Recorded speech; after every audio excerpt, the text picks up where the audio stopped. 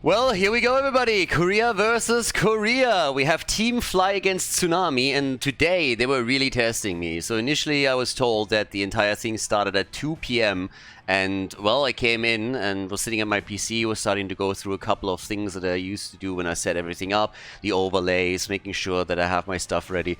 And all of a sudden, a couple of minutes past 1 o'clock, they message me and they're like, oh, by the way, we forgot to tell you, it starts an hour early today. And I'm like, you mean now? 5 minutes ago? And they're like, yeah.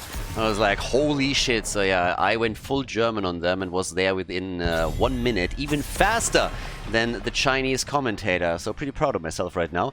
The Germans, they are always early.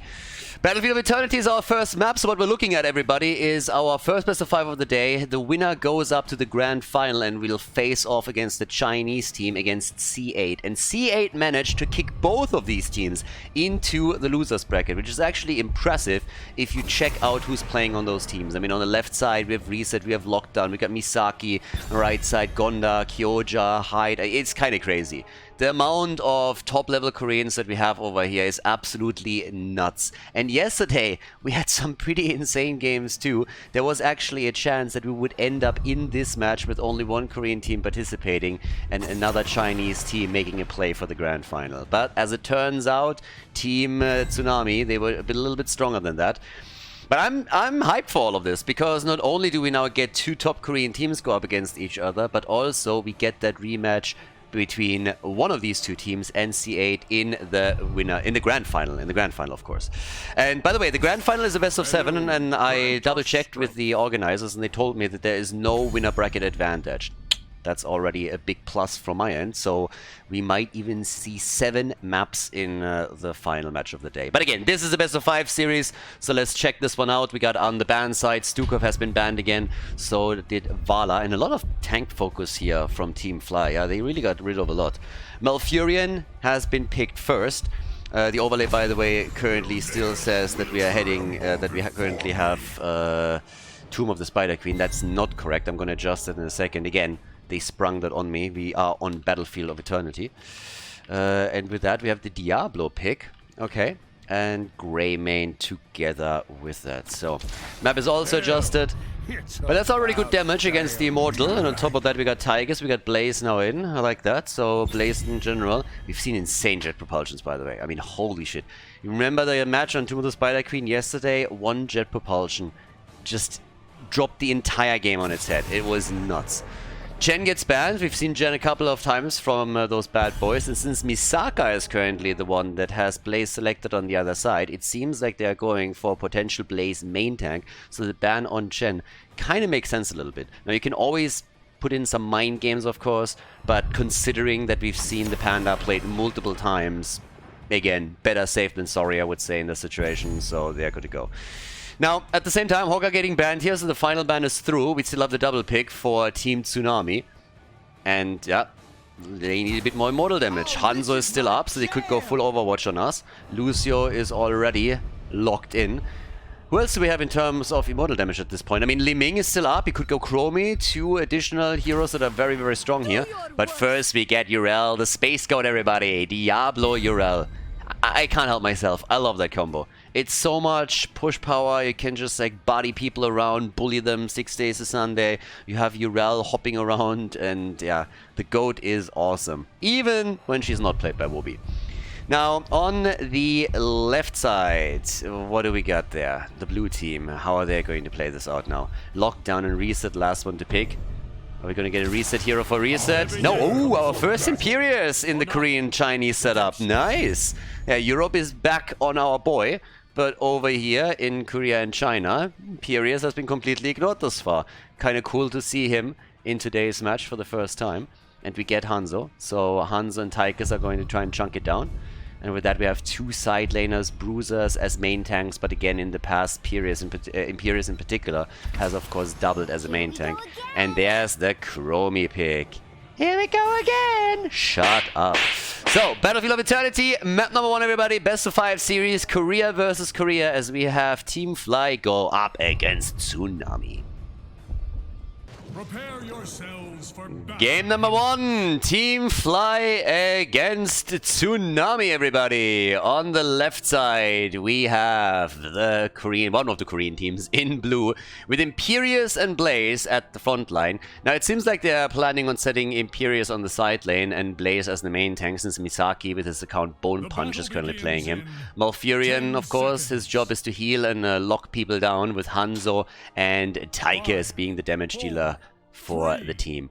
On the right side of the map, we have Urel and Diablo. Love this combo. Greymane for damage, especially in Worgen form against the Immortal. Chromie for the outside poke. And then you got Lucio on top of that. Alright. Sexy plays. Yeah, I actually just came back. Currently in Spain, in Valencia, we have a big festival that usually happens in March called Fires, which is pretty fantastic. Now, of course, because of Corona, last year it didn't take place, and this year they delayed it until September. So we have a mini festival now. The real one is going to start the next year again. But the cool thing is that you have a lot of statues scattered across the city made out of paper mache. And it's roughly 800 of them, and they are gigantic. Some of them are 2, 3, 4 stories tall, and they are incredible. They're absolute masterpieces. And they are being displayed for a couple of days or weeks, and then on the final day, which is today, they are all burned. All of them. So you got the fireman moving around as Diablo dies, and burning all of them. And it is just absolutely incredible. It's one of the most amazing festivals that I've ever seen in my life. And yeah, if you're interested for some of that stuff, you can check out my Instagram account. I have uploaded a few a year or two ago. But also this year I made a couple of posts. There should be a link in the description, so you can have a look at those. I will upload more and maybe see if I can take a video of them burning some of the statues that are here. But yeah, so I just came back and then they were like, hey, by the way, we're starting early today. I'm like, what? So kind of crazy. Now anyways, by now we got the first kill of the game, and it's Team Fly that has taken a slight lead on this, and they're rotating topside in an attempt to see if they can maybe blindside. Oh, Greymane didn't see that. And Urel might be in trouble now. Greymane immediately stops the rotation towards the bottom and is attempting to help out here. But I think the Space Goat is done for. I think she doesn't stand a chance, and indeed she goes down. And Greymane is presenting himself as an additional target. So 2 kills against 0 for Team Fly. Lockdown jumping. Oh, there's the hit. I was just about to say, he jumps out before the final kill comes through. And now we still have Greymane with the cocktail murdering him. Nice. First kill for the team in red. And it's time for the camps to be taken. We're at 2 minutes and 30 seconds, so the objective is getting announced in a moment. And then we can go. Party time. Master Assassin as the level 4 talent once more. On the left side, Chromie is already going for all the vision, using the level 1 ability, the Time Walker's Pursuit, to make sure that everybody knows what's up here. And down to the bottom of the map, still a bit of poke happening, but the teams will have to deal now with those shamans, or they are in risk of losing a couple of their structures, or at least the walls. But yep, let's go. Already a bit of a poke for the Immortal itself, as you can see here. Chromie trying to fire from a distance. And it's a bit of a defensive stance with the blue team. Lucio! Lucio is dead, gets crushed over here. Nicely done. And that's, of course, the perfect timing for Team Fly, since now they have a numbers advantage. Another jet propulsion is hitting home. And Hanzo is already sitting at the Immortal, doing some damage here. They're trying to pull ahead. Everybody is just going for big damage at this point. But the lead in experience is also getting very significant, because the blue team is pulling so far ahead that they could go into level 7 just in time for that halftime show battle that we're now about to experience. And you can already tell that they are a bit more eager to go on the defensive with at least one of their heroes, or a couple, because they know they will have the talent advantage in just a couple of seconds. Therefore, Tsunami, very aggressive right now, trying to make a play. They're already moving in, but so far it's not really working out all that well for them. Lockdown even eating some of the damage from Gonda to prevent the Immortal from going down. Reset on the left side, also doing his thing. And here we go. Blue team, they're about to lose it. And yes, the race is won by the red team. Nicely done. Very well played by Tsunami. That was real clutch, because now level 7 is finally available for the blue team. And if Team Fly had the talent advantage just a bit earlier, they could have used it in the actual battle. But now there's plenty of time to soak up the experience and then attack on even talents. And that's exactly what Tsunami is doing. It's not a big shield, but Diablo gets locked down. Dibbles is dead. Nicely done. Very, very well played.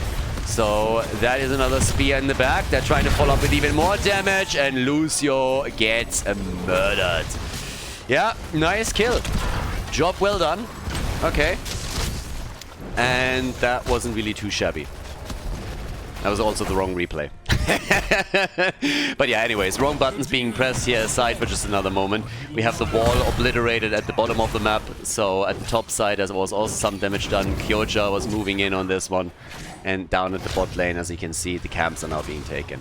So as the dust settles, we have a 1-level lead for the blue team. Despite the fact that Tsunami locked in the first objective, we have them with a 4-kill lead, which of course accounts for a lot of this. As you can see here, for example, we have right now, in terms of minion experience, already a lead for the blue team, but it's really the hero experience that is the biggest, or that accounts for the biggest gap. And that's because all of the kills that we've seen. And the danger in a situation like this is obviously that around the second objective you are trailing behind in talents and go up against an opponent that is running a level 10 ability on you. And that's always a huge risk and will very likely result in you getting absolutely murdered on the back end of all of it. Now, Fly has now a great spot. They need to defend down here a little bit, but that's exactly what they do. But if they play this calm and collected, they should be able to capitalize on those early heroic abilities, even if it doesn't coincide with the objective, and maybe push down a fort, a wall.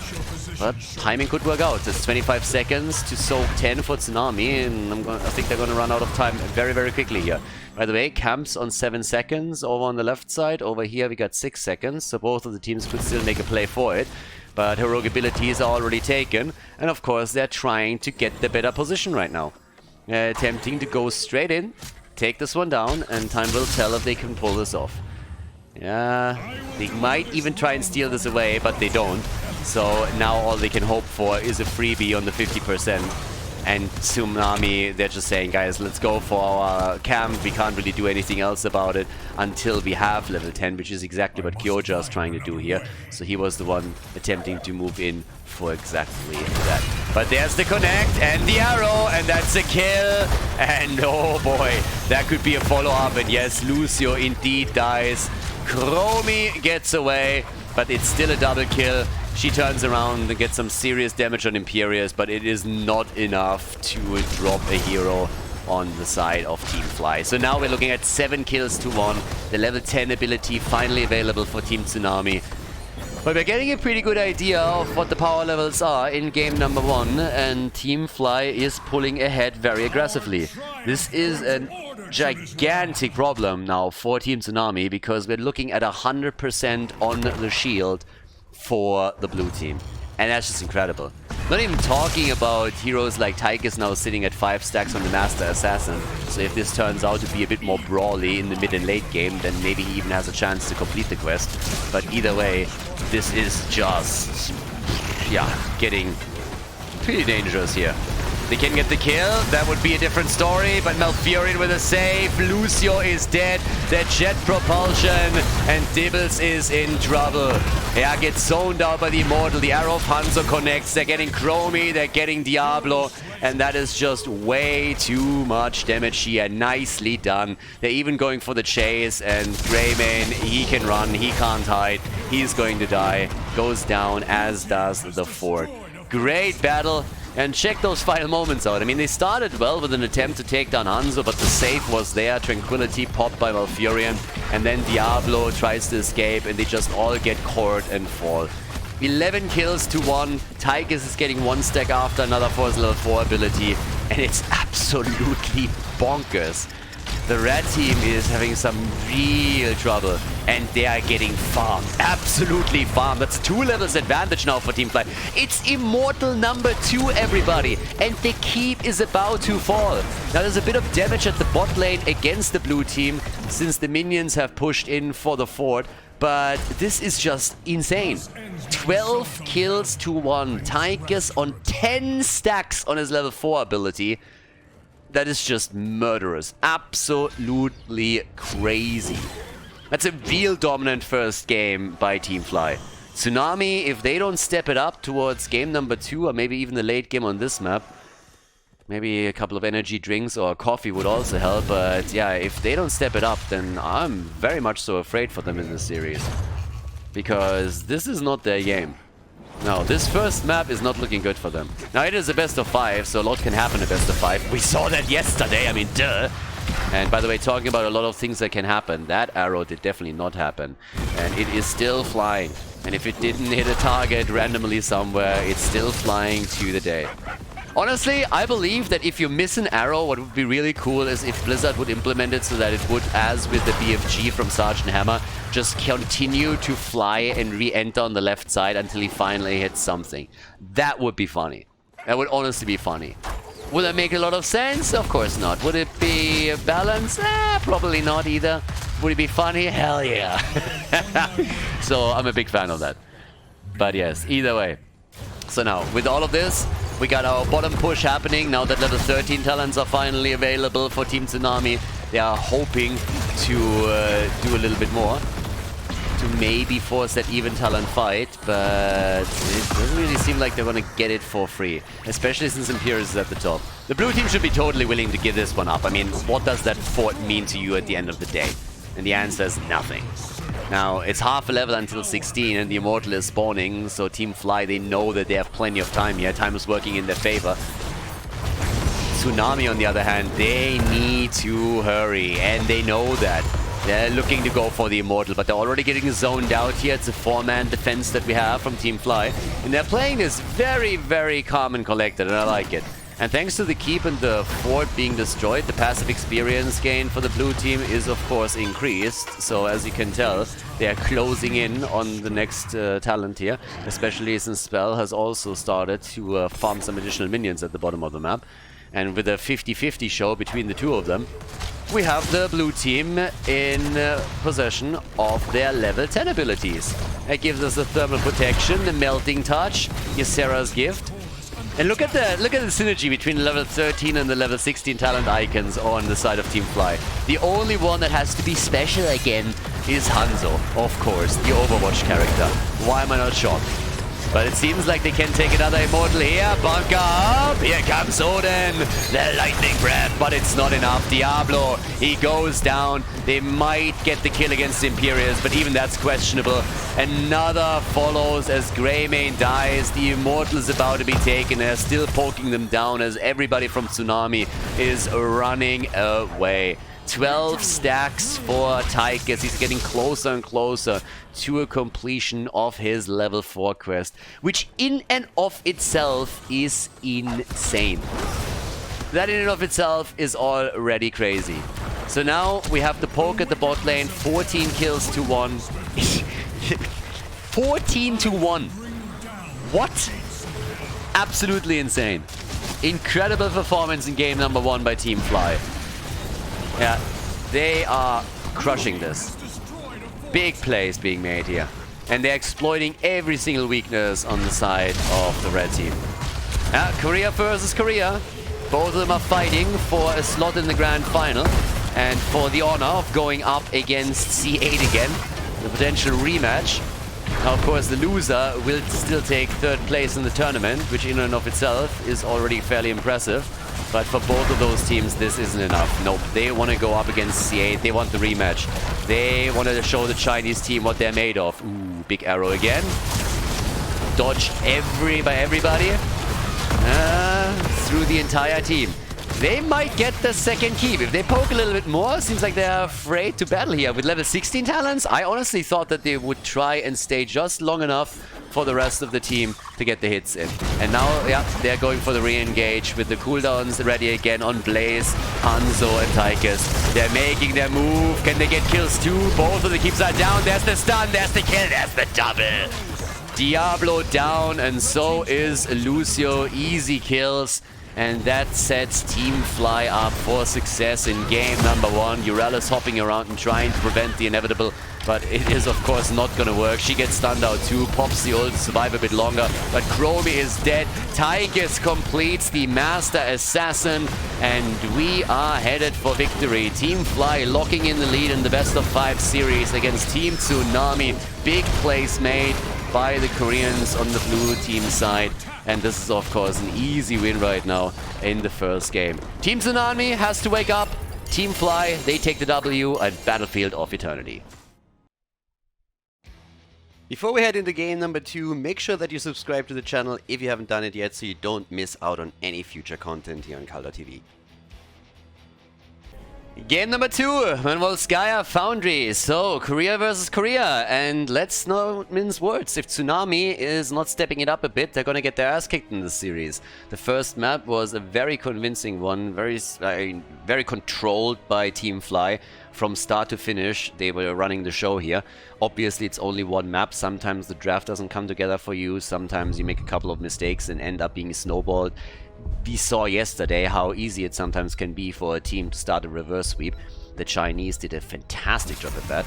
But now that we're heading into game number 2, I want to see what Tsunami is doing. Now, the first reaction that we have on their side is that they ban out Blaze. And Blaze has been playing such a big role in Europe, for example, that I'm pretty happy that the Koreans at least here agree and say, like, you know what, this is actually a little bit too dangerous for us, especially when we're talking about Volskaya Foundry, where he gets added value. So let's just make sure that we're going to ban him out here as well. Now, they still need to figure out a way to take Team Fly down. In the best of 5, you never want to be in a situation where you drop the first 2 maps. With Team Fly focusing a lot on the Zebo lately. There's an Zebo ban. I like that. It's all about research and at the end knowing what your opponent is trying to do. Obviously, with only 3 bans in total in the game, you have to pick your poison. You can't ban everything. The amount of comments that I see on Twitch, on YouTube, or you name it, even on Reddit, you know, where people is like, oh my god, they let this hero go through the draft. Of course they lost the game. I mean, in my opinion, it's one of the dumbest comments that you can ever make and just clearly shows that you don't understand how drafts work.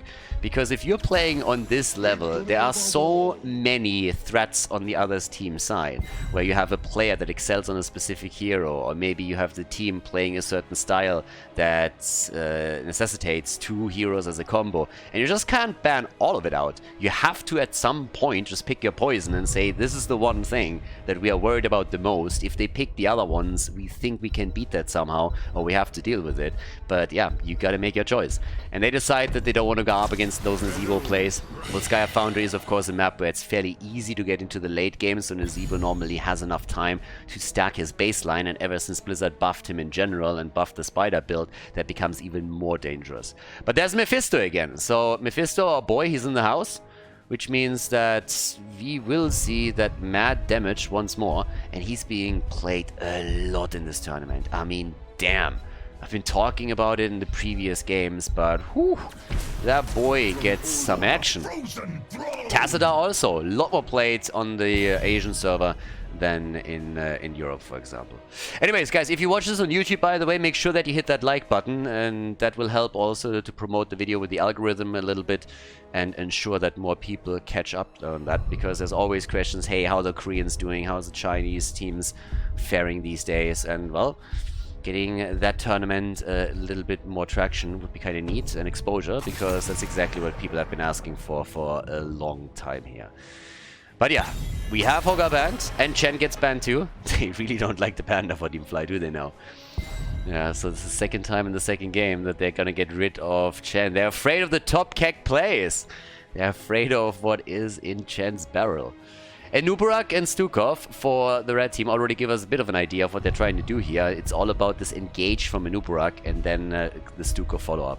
And it's fairly interesting because there's a lot of people that question a Nubarak, and it's mainly a matter of if you have a good Nubarak player and you really design your team around him, you want to be the engage tank. A Nubarak can of course not be played like you would play, I don't know, a Garrosh, for example, or Diablo. It's not really the playstyle that you're catering to. With a Nubarak, you want to dive in, you want to follow up with the stun, with the root, with the lurking arm, and then get the quick damage in, take a target down. Maybe push the battle past the opponent with a quick cocoon too, and that's where he excels. And if you have a good Anubarak player and a team that plays around that style, that can be deadly. The European teams have proven that time and time again, and we've seen that also done in Korea. If you have a shitty Anubarak player that doesn't know what he's doing on the other hand, then of course it looks pretty bad. But anyways, we got Zeratul and we got Sonya, so a very melee heavy frontline here from them, but that's also a lot of kill potential that exists now on their side. And Zeratul has been played by a few teams now also as the side laner style, which we've seen mainly from Chinese teams, but they could emulate that. Last pick, after we now saw Jojo and Tyke is also taken, it's the Space Though goat again. Urel, yeah, she's gonna be awesome here. Well, Skya Foundry, map number 2, so let's head straight into the second game, everybody, and find out if Team Fly can take the 2-0 lead or if Tsunami is gonna bring it back now. Let's go, baby! Game number 2. The 1-0 lead for the blue team. They've done a fantastic job on the first map. Now we'll see what Mephisto is going to do. We got Jojo and Urel at the front line. Tychus, Mephisto for the damage, and Malfurion, the old geezer with the green beard, is playing the back line. On the right side of the map, Zeratul. Happy to see him in the draft, together with Tacita. They're going full Protoss on this one. And we got Sonya, Anubarak, and Stukov in the draft as well.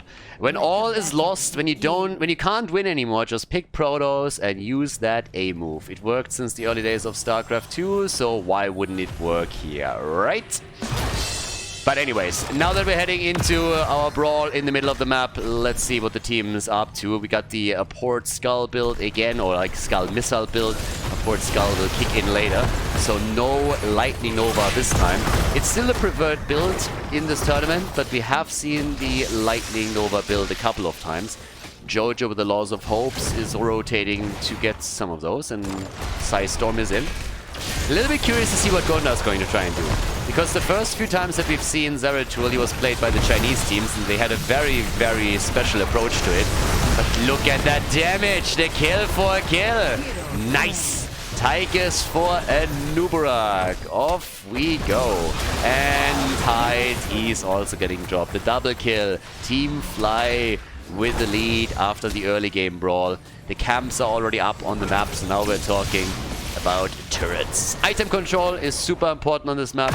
It makes it a bit of a more individual one.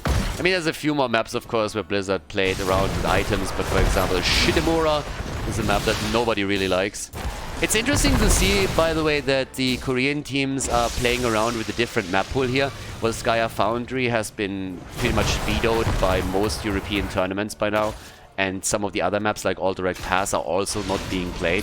Normally players have an impact on which maps they want to play. And of course there are certain maps that are just not balanced when we're talking about competitive play. If you look at Blackheart's Bay, if you look at, I don't know, Haunted Mines, these maps are kind of fun if you just want to go for a quick match brawl or an ARAM, but they are absolute garbage when we're talking about a balanced map where both teams have the option of always coming back, where you also have like a lot of excitement. I mean, Blackheart's Bay, for example, you never even have to take a team fight. You can literally just run around the opponent and either go for coins and turn-ins or for lane pushing and win the game that way, so it's a bit insane.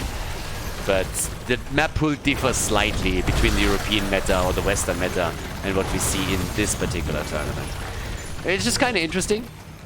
For a long time, we had Volskaya Foundry also in the European map pools, but people got very bored of it, because there's so many compositions that allow you to ignore the Protector completely. And of course, it is a very scripted map in the sense that the objective is always spawning in the same pattern. I think Blizzard could make this map a lot more interesting if they would just change the pattern and randomize it to an extent, and then of course change the objective a bit. But even just randomizing the spawn pattern on those control points would already help quite a lot. But again, I digress. Now, we have level 4 talents for both teams. Level 7 is soon kicking in, and there is still a slight lead in experience for the blue team, and they're going to be extended. They get the kill on Tacita. Only a dead Protoss is a good Protoss. And now they have a very nice spot going for them, where they can move into the mid lane, try and take the checkpoint control. And Anubarak should really dive out of this one, and I think he might have overstayed. Yeah, that was clutch. He could have died here. So he needs to be very careful with this. But anyways, now that we have the position taken by Team Fly with the level 7 advantage, it stands to reason that the red team is not gonna move in before they get their own talent, and there it is.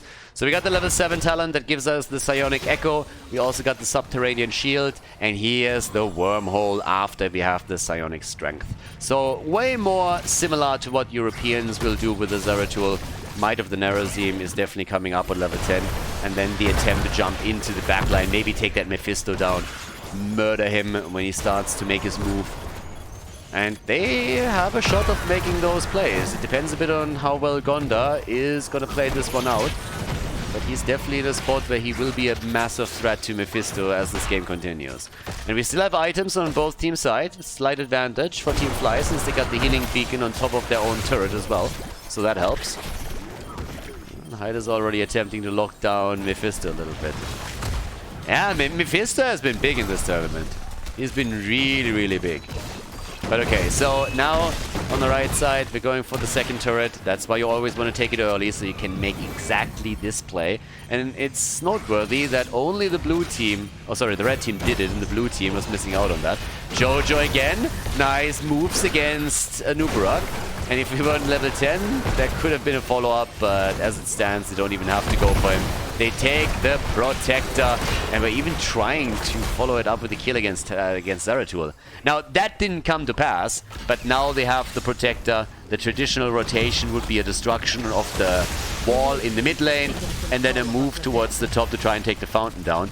Now, we've seen teams break that pattern in the past and try to, for example, to go for the bottom first and prepare for objective number 3. But normally the goal is to aim for the destruction of the fountain at the top, because it will set you up for the next objective. So you can always prepare for the next objective to come. But they are brawling it out with the Protector way more, and they're ignoring structures, and that's a huge mistake. They're doing little to no damage at this point. So Team Fly is... I mean, this is honestly one of the worst first objectives that I've seen in a while on Volskaya Foundry. That is pretty bad. That is actually laughingly bad what they're doing here. Now, yes, there are 4 heroes defending, but that also means that you have some pressure play possible on other lanes, and they haven't done that either. So that was a really, really, really bad move with the first objective. You can always argue that that draft doesn't really cater to side lane push, but I've seen this executed a lot better. Yesterday, for example, when we had Volskaya Foundry, we had the first Protector take a fort down at the top lane, which was in and of itself incredible, but they didn't even take a wall, and that shouldn't happen. We should need to do more of this. Mephisto with the ult, a little bit on the random side, but they are able to get at least some damage and zone them out. Now, we have level 10 abilities on both sides, and it gives us Sonya with a leap. She's starting to make a move up towards the top. Spear against Urel, that already hit, and here comes the play for that healing beacon. Gonda's jumping out, big slaps from Stukov, slaps them around a little bit. And the entire time I was expecting Sonya to make a move, but they decided against it. Now, you look at the heroic abilities that they're playing here and at the draft that they're running, and you can clearly tell that they are trying to go for quick kills. We have Sonya with Leap as a potential follow-up once the Nubarak makes an engage happen. So, yeah, that could be a thing. And that might be really interesting. If they can, for example, dive in, just drive the stuns onto one target, cocoon someone, maybe Urel, and then ensure that Sonya follows up on it, there's a lot of kill power that they have with this, especially if Zeratul is joining them with the engage. So we should probably see a lot of that. But anyways, we have for now 19,000 damage on Tychus, 11,000 on Tacita. Bit of structural damage done topside. But here comes the engage potentially for Tacita. This wall up, and yeah, Jojo's also disengaging. Now Zeratul, he's just zipping around. Gonda, he's going in, jumps back out, did already some work here. 20 stacks also for Jojo. That means she has another 10% of her hit point pool that she can regenerate with her level 1. Level 13 ability available for both. And this is much, much closer than the last game was. Now there is of course that kill advantage for Team Fly, but if you think how quickly Battlefield of Eternity snowballed in favor of the blue team, then this is just night and day. Much better performance by Team Tsunami already. Maybe they need a bit of time before they start into these games. But of course, we're also only 8.5 minutes in, so we haven't really seen a whole lot. Gonna see more now because the objective is coming up. Gonda, nice move by him. They get one turret, could take the second. They get the kill on Malfurion. Well done. And maybe even Mephisto. And the answer is yes. Mephisto is down too. Zeratul in particular with a lot of good moves during that battle.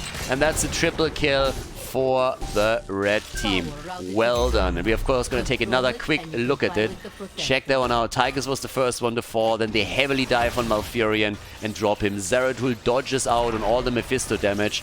And they are able to claim his life as well. Really well done. And Gonda staying alive was of course huge too. And he used everything. Might of the Nerazim, all the tools, and ensured that he just jumped away from that Lightning Nova time and time again. Now, we got the Apport Scholar level 13. We expect the level 16 follow-up. It's an entire level lead by now for Team Tsunami. And they work on objective number 2 now. They even have a kill advantage over their opponent. And down at the bottom of the map, Sonya's doing pretty well against Urel. The side laner is slowly starting to rotate towards the top, so they're fully willing to engage into a battle here.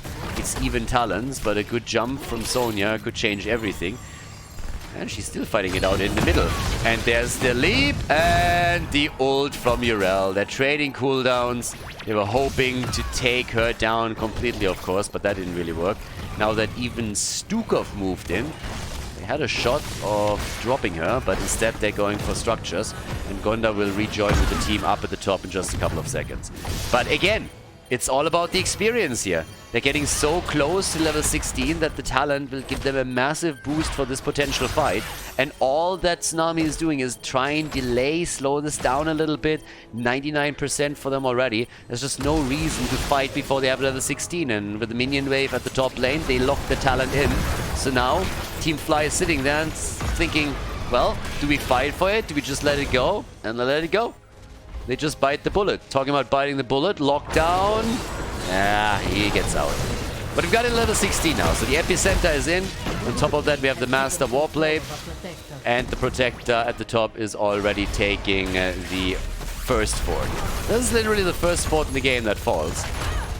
Yeah, plays it a little bit slower. So far, there was only a Nubarak in there, so they didn't have a gunner. But now, the party is joined. Hits are coming from Mephisto. Sonya still down at the bottom of the map. Keep in mind what I explained at the beginning. The rotation is always static, so the third objective will spawn here, meaning this fountain is something you want to take down. But they go from fort to fort, and they're taking the one in the mid lane too. So there's level 16 for both teams. Full on focus into the regrowth for Malfurion again. On top of that, we now have the Holy Renewal. And yeah, the Protoss player is still sitting at the side here. Alright. Nice moves from Tsunami up to this point. But again, not a massive lead. They got an advantage. They got a structural advantage. They have a kill lead. They have an experience advantage. But they're not getting enough momentum yet to ensure that they're winning this game. One team fight could very easily give the lead back to Team Fly. But I like the way that they're controlling items now too. Now there's a healing beacon for Misaka on the blue team side, but if you have a little bit of a look, don't they have... Yeah, they literally have too many items now. So they can't take this turret. They can't. They have 5 items already. So right now you gotta decide how you want to play this.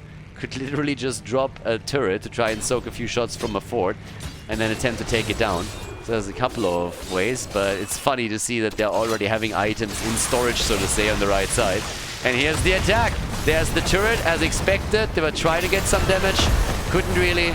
But since there is still one sitting on the side, this is where Zeratul had it right now. They were hoping to get some damage in against the fort and maybe even get it low, but that didn't pay out. So instead, they're now just simply looking to, again, take an item with every single hero that they have on their side and wait for the next objective to spawn. Such a different way of playing the map than what we've seen yesterday, when I think the second objective was taken 19 minutes into the game. Massive delays and just a full macro focus. So, yeah, it was kind of wild. But again, camps are now taken and stolen away here. And I mean, from the looks of it, it really feels like they're waiting for level 20, the next objective. Just a much, much slower game than what we've seen before. And from Tsunami's perspective, that makes perfect sense. They lost the first map and it didn't even look close, so now they want to make sure that they are not trailing behind by 2 points. There's the leap! Mephisto jumps out, but he's going to be back in a second. It's only Stuka with the follow-up though. And they're even trying with the ult of Mephisto to get a kill. It's pretty interesting too, because Durance of Hate just doesn't play a role in the Korean and Chinese meta. When we have Mephisto played by the European teams, it's always the Durance of Hate that gets chosen. But here it's Consume Soul. So highlighting another difference in the way that these regions are playing. 4 kills to 3, half a level missing until 20. And boy, is that bad timing for Team Fly, isn't it? Because now the control point is announced. 25 seconds. Yeah, that will be a very early level 20 in the hands of Team Tsunami that Team Fly has to deal with. Not really a position that I envy them for, no. 40 stacks for Jojo then again. She's at 40 stacks right now. And there comes the Shadow Stride, we got the Force Barrier, and we have a rewind. Alright, let's party! I suppose that we're going to have some more sustain from Sonya. Or is she really going for the cage? Kind of doubt that a bit. Yeah, nice damage down at the bottom. Keep in mind how important it is to take this fountain down if you want to fight for objective number 3. At this point, obviously, they have all the advantages. Oh, straight up onto the Iron Skin. Yeah, not quite how you do that. Not quite sure if he already queued it up and was a bit later than this, or if he expected it. Or if he thought he took Ariat Crater already. That would explain it as well. Because he must have seen that there was no way to stun out Jojo. Could have delayed it a little bit, but if he somehow assumed that he already took his level 20 talent, that leap made a whole lot more sense, because that would have indeed trapped Johanna and she would have died. But he picked it after he engaged, so yeah, it's a bit of a sad moment for them. Also, another ult gets used. They are dropping a lot of cooldowns right now. Gotta be a little bit careful. You guys are ahead, don't get me wrong, but still. There's that. Down at the bottom of the map, blue team is re-engaging. They have level 20, which means cooldown reduction with the Heaven's Fury. And we got Mimic in 2. Okay. Yeah, there's a big red button. Both players, both teams with the transformation. Odin plus Sonya. And Leap is back up. Leap is back up. Could use that at any moment. Already fighting it out at the bottom. Everybody's still dodging around here. Hero on Urel. Sorry, Hero and Sonya against Urel. Played by Lockdown. Little 1v1 as the rest of the team is fighting at 4 versus 4 battle. And Consume Souls gets used again. Yeah, they're randomly YOLOing those out, so that's a 2-minute cooldown that he just popped. With very little synergy. And if I say very little, I mean 0. Here comes the Cocoon, there's the leap, and that's a problem, that's a big one, but look at Jojo! What a jump! And Nubra goes down, and here comes the next one. The cooldown reduction on Johanna with her ult was absolutely incredible. Once that Sonya leapt in, everybody seemed to follow, and Jojo just used that as a bullseye target and went in and just murdered. I mean, not only the damage, but also just the impact plus the cooldown reduction was fantastic for her. So that was a huge target pendant onto that area crater that was used. And that turned the fight. Now it's 4 kills to 4. Zeratul has moved into the mid lane as he's attempting to help that catapult to go for the keep. And he's already rotating over. Now, down here at the bottom, the blue team is hoping to at least take that fort down. They of course want more. But up at the top, Lockdown is also going for a camp. So he's playing it out with Urel, but I don't think that she's going to fall anytime soon here. Then again, she's already dropping low, but with Sonya moving in, that's a different story. Lockdown lets it go, even though he still has his ult. But Urel gets murdered. Gonda, he still had the active Singularity Spike, so he jumps in and takes her down. And now they're pushing the top aggressively. They're pretty much telling the blue team, guys, if you want to take that fort, be our guest. We are going to go for keep here. So this protector is going to be pretty useless in the big scheme of things. And the keep might fall. They might just stick around long enough to drop this. Even if they lose one hero in the process, I would call worse. Hero tries to take it, could leap out. Nope, leaps on the point. But Gonda is the one to move away. Tychus with the Sonya kill. Malfurion gets dropped at the bot lane. Ah, that's hella worth. That is fantastic. Team Fly, they got the Protector and they got the team fight victory at the bottom of the map. But then Tsunami with really good read on what's happening on the map. Pushed the top lane, took the keep down, got kills, and is now pushing even further. And the objective is still sitting in the middle and it's just expiring. Completely useless. Yeah, more hits are happening. Jojo obviously with huge value now. Hasn't died yet. Zeratul and Jojo are the only heroes in the game that have not died yet even once. There's the engage again. Yeah, Malfurion and Sonya are the two that are not back yet. Careful, Misaka. But Lockdown is back to business and is trying to help them out here. This then again, yeah, I don't know. Not really all that useful, is it now?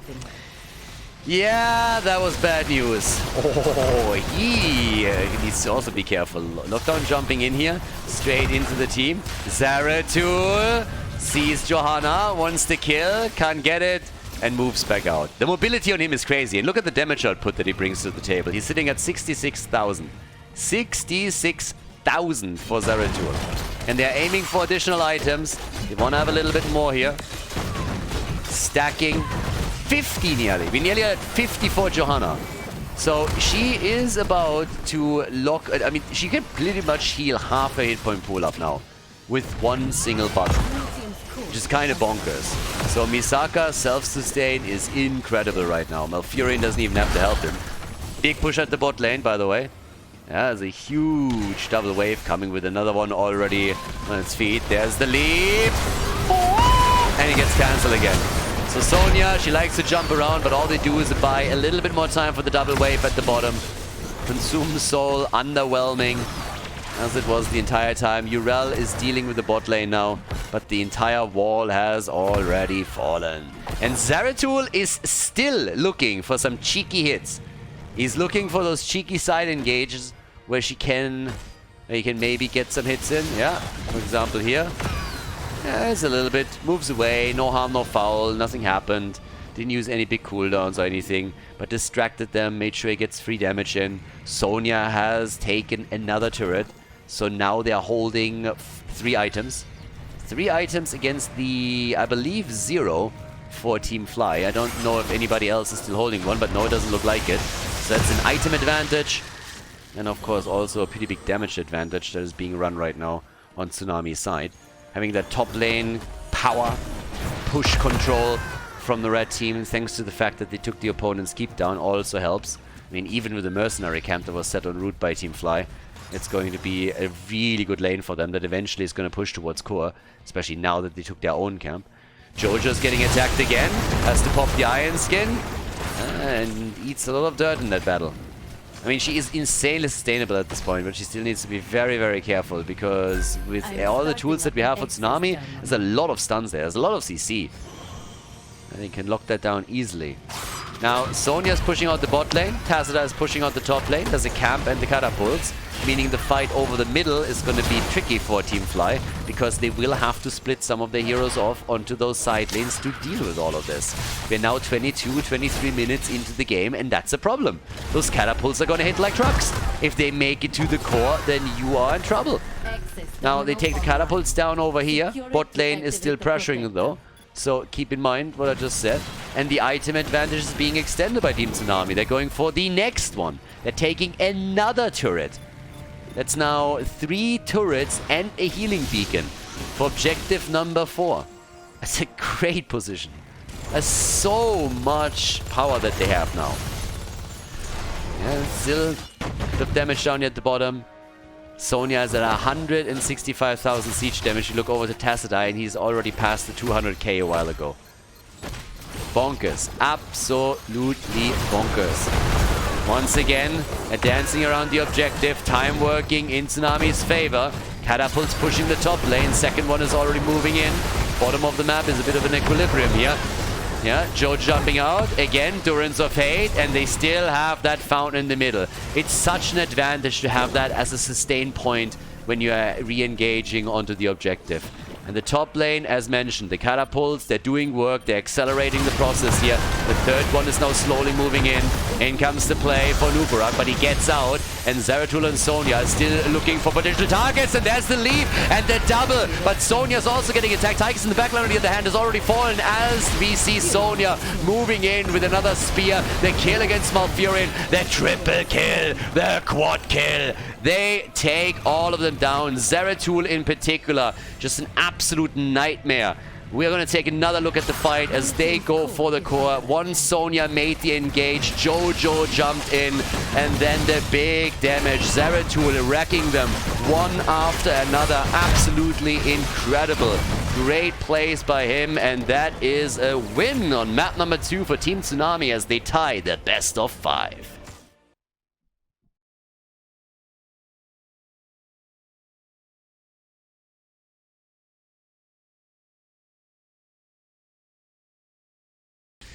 Well, game number 3. A quick ban on Garrosh as we're heading into the third game of the best of 5. Now, I was pretty happy with the last map for a very particular reason.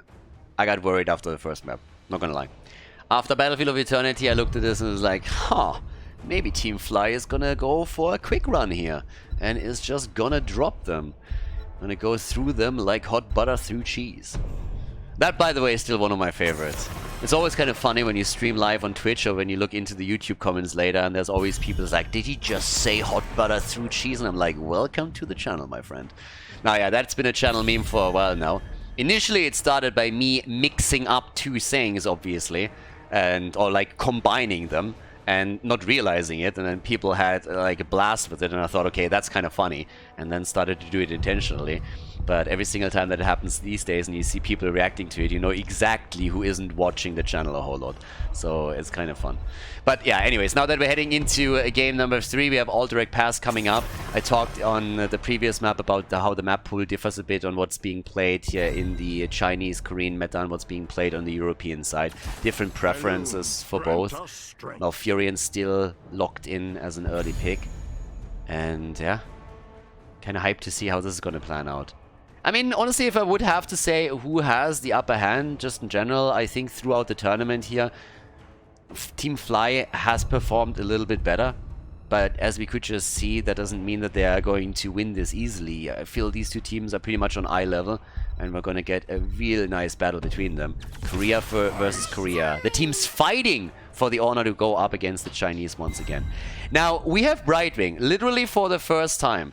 Brightwing was one of the heroes that I pointed out over and over again makes for a big difference between the Korean and the European meta now, because none of the Asian teams have picked Brightwing in this tournament. This is literally the first Brightwing pick that we see. On All Direct Pass, it makes sense, together with Zeratul, obviously, also a pretty nice potential setup, because it means that if you move onto a lane with a Zeratul, you can quickly turn it into a 3v1 if you want to gank up on somebody.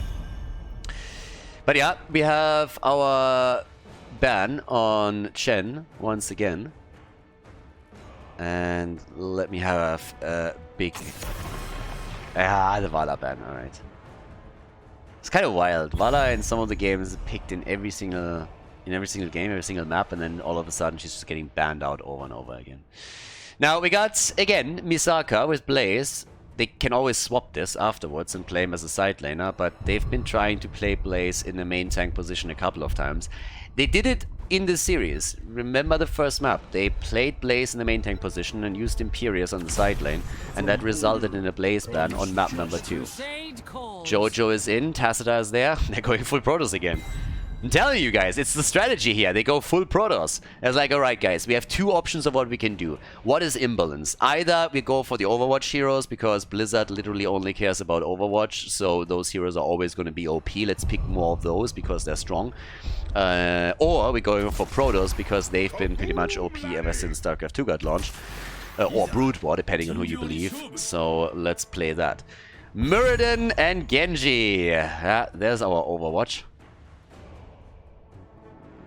Okay, so the Genji pick, yeah, He's really mobile and can move around quickly. Muradin has that a bit too. What are we getting on the last pick though? Hero's been playing a lot of auto attackers. Are we gonna see Reyna again by him today at some point? Maybe not here, but could be one of the later picks. For now it's Yrel. Okay, so Jojo and Yrel are getting played with Zeratul Tacita jumping in for the damage. And if they win this one, I can already guarantee you that on the next map Zeratul is going to be banned. Because on the last one, Zeratul just fucking carried. I mean, damn, are you kidding me? He murdered. Aldred Pass, game number 3, buddy. Let's go. Game number 3, Team Fly against Tsunami, Korea versus Korea. And yeah, so far it's an interesting series between the two.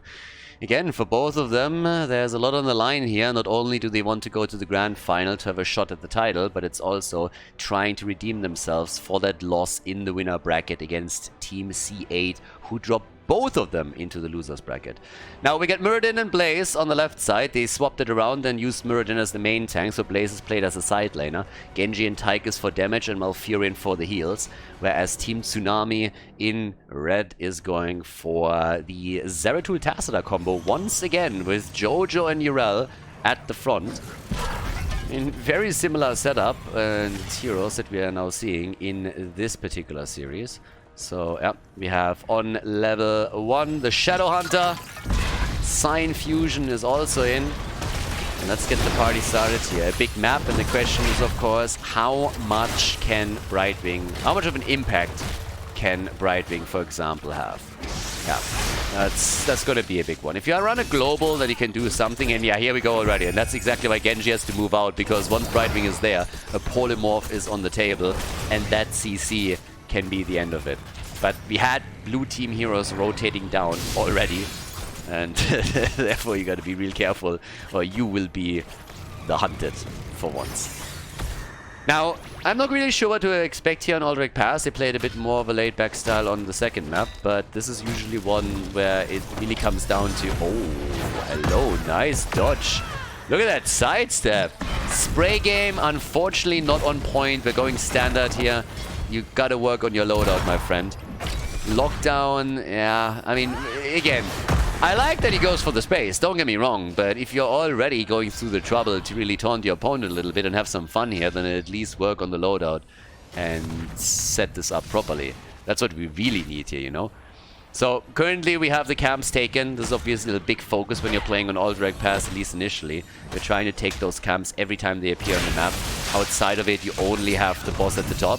Bit of a battle down here. Melee Assassin against Melee Assassin. Gonda against Reset, and Reset takes the hit. Nice. Well done. It's Tychus who put in the final shot, but still... That's the first kill of the game and an early level 4 for Team Fly, so job well done.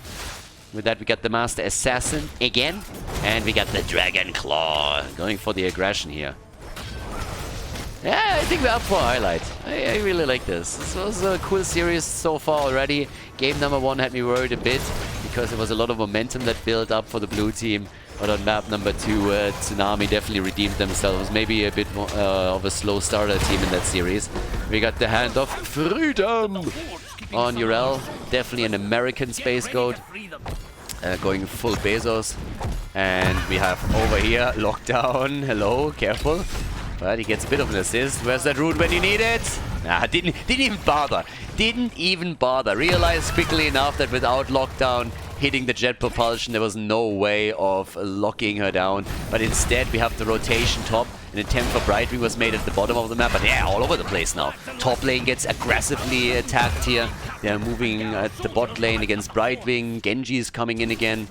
So both of them are really super eager now to make some plays, get some kills, maybe a bit of map control, early start on the objective. They go for the camp again.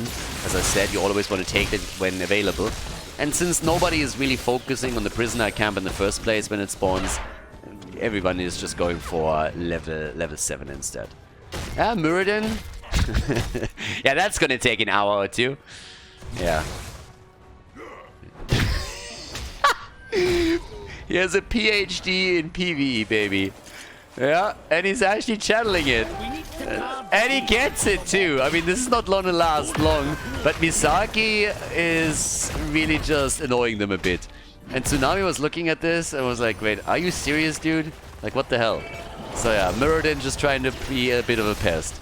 Same build, by the way, for Zeratul as in the last game. It's the style that you see in Europe too. Has been played for ages, and I absolutely love it. I mean, before that, it was all about the Void Prison and Wombo combo attempts. And then a year or so ago, maybe a bit more than that, make it a year and a half, we had the Might of the Nerazim plays over and over by players like Tai, Dainu, and others. And that was then adapted to by other regions as well. And it's a super fun one. If you have a good Zeratul player, the mobility and threat level against the backline is out of this world. 11 stacks on the level 1 already. Level 7 talents on both sides, so we have them nibbling a little bit at the objective, but nobody has made a real commitment for it yet. And yeah, for now, bot lane, still some pressure. The reset, okay. They go for height once more, but that was clutch. Yeah, reset Swift striking out just before the polymorph hits. Swift strikes out as a polymorph hero, and now a play for maybe even Muradin. He was trying to go for the objective again. Misaki is actually pissing them off a bit here, and they really want the dwarf now, but he still has the cooldown ready, is jumping out, hoppity hop, and there we go. Another hero that doesn't skip leg day. Do you have any idea what kind of leg strength it takes to jump with a big warhammer and an axe and all that armor that he has? I mean, seriously. That dwarf might be waddling around like crazy, but usually they're not the biggest jumpers. I mean, we've seen a lot of that. Gimli had to be in the throne when he wanted to jump on a bridge, but Muradin, he is made of different metal. So, what we pretty much learned in Lord of the Rings is that Gimli is skipping leg day. Gimli is skipping leg day. Muradin, on the other hand, nah, every day is leg day. He can jump. He has some real strength in those legs. So, yeah. But now that he... I mean, and again, he doesn't stop. He's just sitting there. It's just, maybe it's a friend that got imprisoned. Maybe it's a personal friend. Like, I don't know what exactly happened there. Maybe there's a backstory or something. But he's just really desperate to save that guy. So it's a little bit weird to me, but something is happening. Maybe he has a debt to him or whatever. Like, I don't know. Maybe that guy went to Twitter prison because Misaki tweeted something mean and nasty. Like, I don't know. But anyways, by now... we currently have, once again, a little engage here in the middle with those camps that were taken earlier. Good jet propulsion, though. Genji's moving in. It seems like they're going to try and brawl it out once more. So, here we go. Top side. Yeah, hero is getting XP again. We have level 10 by now. And nobody's really caring about the prisoners except for Muradin. And he's jumping again. Time and time again. That's some serious workout that he's running for here. He got straight into the maze. Now he has a problem on his hand, but there it is. Jumps once more. Awesome sauce. Yeah. Well done. Hoppity hop, little dwarf. Hoppity hop. 7 minutes in. A single kill, everybody. We got the ults out, and they are looking for the objective once again. There he is. Damage output 13,000 for Tychus and for Urel as it happens. So she's the top damage on the red team. I don't think that's going to last too long. Probably not going to survive that position or the last battle. But now we have another camp taken. And Muradin is still hitting in the middle, trying to go for wave clear? I mean, I don't know. So yeah. Waits it out for the rest of the team. Yeah, this is pretty much a PvE game at this point. I've been already saying it as we were headed into game number 3 that I could totally see them play this a bit slower. I didn't expect it to be this slow. But yeah, this is a bit more reminiscent of the pace that we had in some of the HGC games, where the teams were literally just playing it very safely, waiting for the opponent to make a mistake that they could totally abuse. And it's kind of what we're observing right now. So with 1 kill to 0, the early level 13 might give them a gap that they are willing to use to push a bit further. They have, I would say, 20-30 seconds. But nah, just sitting in the middle defending here. The healing static is now in, so the synergy... And that's quite the power spike for Muradin. The dwarf is still hopping around like an absolute god. It's actually pretty impressive. Look at this. He's hopping on cooldown. Yep. And he's still totally fine. Urel is trying to mirror that. She's like, hey, I can do that too. Yeah, she got a little bit jealous. Only one got to hop around that much. So now we have Urel against Muradin. That's a battle that can only last a couple of 100 years. But the rest of the team is sitting in the middle, and now it's turning into a 5 versus 4 for a second because Zeratul isn't here. There's the Dragon Blade, and here come the ults. They're trying to go for the ults to make a play for Hero, I suppose. But he pops his own Ardent Defender and is able to move back out. So a lot of ado about nothing. Now we have everybody popping cooldowns with maybe the exception of Muradin and Tychus over here. So that was about it. But nobody died. They're still trying in the mid lane to maybe change that and go for Muradin, but that's not going to happen. Finally a play for the prisoner camp on the left side. Genji jumped in, got nearly murdered. And, well, scratched it nearly. Zeratul wants to go for him, but Gonda is in trouble and Brightwing with the save. It's kind of insane. 10 minutes in a single kill, like what? And they've been brawling over the last minute or two, but nobody dies. Everybody is able to jump out. That root in range of the fort was pretty good against Zeratul, but it was still not enough to obliterate him here. So now they're going for the camp again. That's a bit of an advantage that they might now have on the macro side, because nobody is making a play for that anytime soon. That's still on a 1 minute cooldown, so they could try and use that in the middle, but they have to defeat this first. And currently they're not making any plays for it, so this is actually getting way more value than expected. Yeah, especially with Gonda being attacked now as well, and there's the kill. Zeratul is down. Genji ninja'd him. Genji went in and took him down, so now it's a 5 versus 4, and finally a chance to save Muradin's friend. And take Tassadar down too. The Protoss players are dying. The bunker to block them completely. Beautiful play with the bunker here. Nicely done. Bunker used as a block tool, and that worked perfectly for him. Check this one out. Oh, so good. Tassadar dies first, then the bunker. Nobody can move out. Bunker plus root to completely block the pathway off. Now they have 5 kills to 0. They got level 16 against level 15, and that was incredibly well played. That was awesome. Now we have the big push through the middle and the top lane. Zeratul is trying to deal with plays. Good luck with that. But they are in trouble, of course. Talent advantage for the blue team and the objective pushing. Yeah, and at the bot lane, Brightwing, she's not going to be able to save it too much. Ooh, Zeratul even falling topside. Tychus came in and helped out, and that leads to the fort destroyed.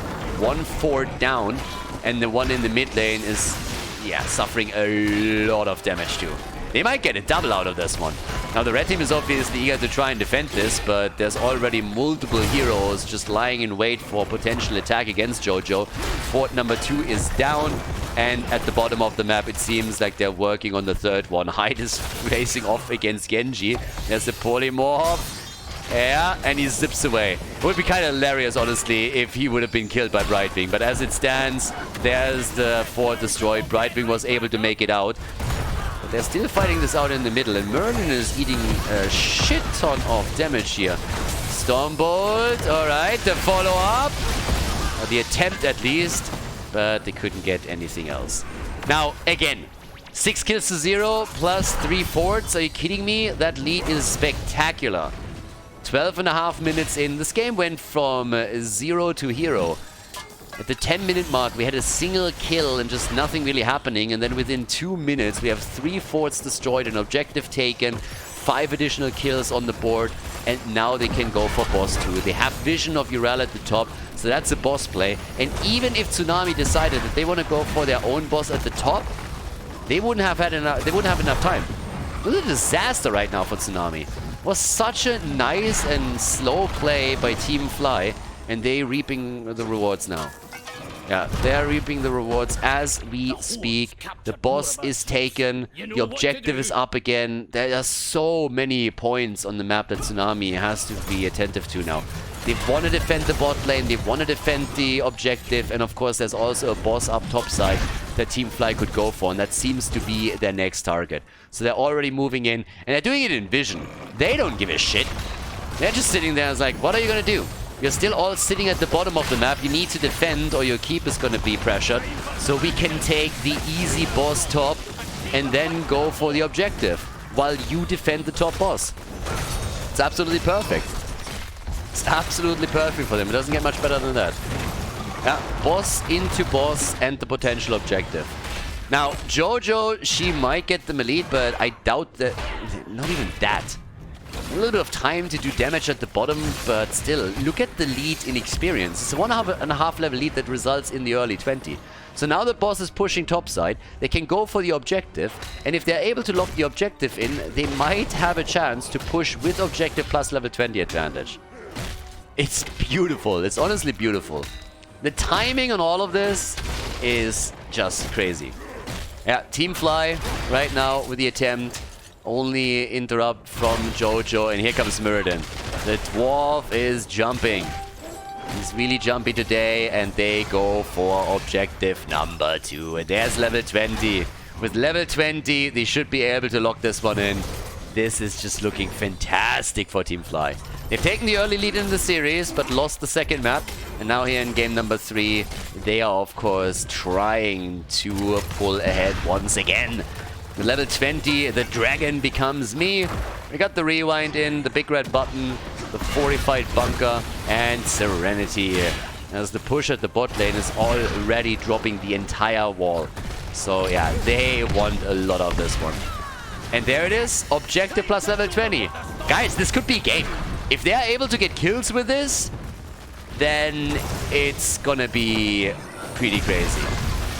The problem is the top and the mid lane, because those have been pushed out a bit. What the hell? Jojo died already? Team, what? With Brightwing topside and Zeratul in the middle, your job was to stay safe here, and Brightwing needed to move in if something like this was about to happen. So yeah, that's a bit of a... I mean, that's a huge issue. Now you don't have your tank. The lanes are pushing and the bot lane is going for it. That keep is gone, 100%.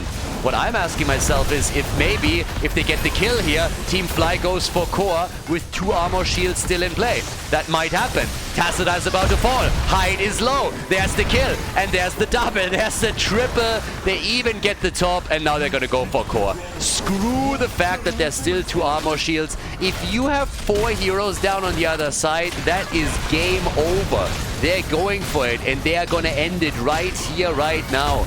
Team Fly, they go for the 5-man team wipe, and they end game number 3. They take the 2-1 lead over Team Tsunami as we are moving to game number 4 of this best of 5 series. GG.